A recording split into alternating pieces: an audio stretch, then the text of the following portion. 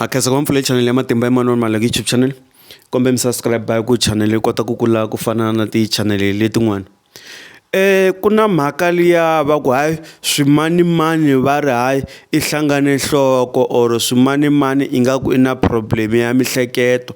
Swileswiwani swi vangiwe hikuva a endle swilo swo karhi ma ni twisisa a ni ku na leswiya swa ku va ku hayi swimanimani va ri I fike amutini wo karhi a fika a hisa nhundzu or a fika hisa yindlu a fayelela switsi a ni miti yin'wana na yin'wana yi na vanhu lava nga khoma mimiti a nge I tin'anga or va profita or I yini ivi mi kuma ku munhu luya se I hetelela a va na vuvabyi bya mihleketo kumbe a hlangana nhloko mi kuma ku vanhu va muti luya a va zangi va famba tin'anga na maprofeta va endla nchumu I lwisa hi yini na I lwisa hi swilo leswi swi nga bihelela muti walowo or swilo leswi nga celeriwa kwala mutini walowo ku va swi protecta muti ebe hi suka ke va ku hayi I tlhave munhu wo karhi hi mukwana ivi munhu loyi a nga lovi ivi va ku hayi iye a ya n'wi fambela tin'anga naswona switano munhu luya mi kuma ku a ni n'wana loko a velekiwa ha ri ntsongo kumbe miti yin'wana va swi endla leswiya swa ku hayi a hi yeneni hina va ka swimanimani hi ya ti tiyisa ku vala lava nga hi hlaseli la mutini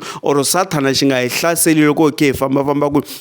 lomu ku fambeni van'wanyana mi kuma ku va na switshungulo swo karhi van'wanyana va na swilo swo karhi a swisutini van'wani va tlhaveriwe hi swisingwani ivi mi kuma ku munhu loyi a nga n'wi endla swilo leswiya na yena a va endleni a hlangana nhloko kumbe swi nga ha teki kahle mi kuma ku swa munhu loyi swa vutomi swi nga ha fambi kahle ivi hi landzana liya ya timovha na kona I fike I yiva movha ya munhu wo karhi ivi I kuma ku munhu luya na yena a nga zangi a famba a ni mi kuma ku movha liya yi tiyisiwe hi swilo swo karhi mimirhi yo karhi ku matsotsi va nga yivi movha leya ku na yena a nga kumi nghozi ivi wena I fika I tlhavetela mathayele or I fayelela movha ya munhu luya ivi munhu loyi a nga ku hlamula na yena switano I yini na mhamba leyi nga laha ka movha leyi nga khoma movha luya kumbe mikhongelo leyi nga khoma movha leyi or bibele leyi nga khoma movha leyi hi yona yi nga ta endla yi nga ta n'wi lwela ma ni twisisa ivi hi suka loko hi suka mi kuma ku na lava va nga na tihomu ivi mi kuma ku na mukhalabye wo karhi or n'wanuna wo karhi or munhu wo karhi kwala tikweni I tshama a kha a yiveriwa tihomu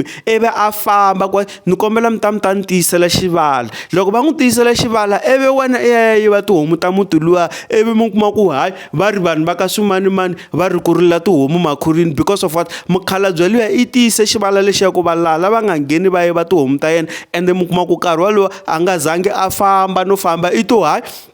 lava va nga endla swilo leswiwani va ta swi vona ma ni twisisa ivi mi kuma ku n'wina mi nga yiva tihomu letiya or munhu a nga yiva tihomu letiya I to kuma mukhalabye loyi hayi I tshama a ri kona a nga ze a ya hela a nga zanga twa maveveve ku ye ka muprofita wo karhi or ka n'anga yo karhi hi mhaka ku yiveriwa tihomu swilo leswiya swi nga celeriwa siku ro sungula laha hi swona swi nga ta endla swi nga ta tiyisa xivala xa munhu luyani ma ni twisisa se leswiwani swi tale ngopfu ku endleka mi kuma ku vanhu hi famba hi onha swilo loko hi onha swilo ivi mi kuma ku hayi va ri va n'wi famberi va endle yini no a va zangi va ku fambela a va zangi va endla nchumu swilo leswiya va swi endle emasunguleni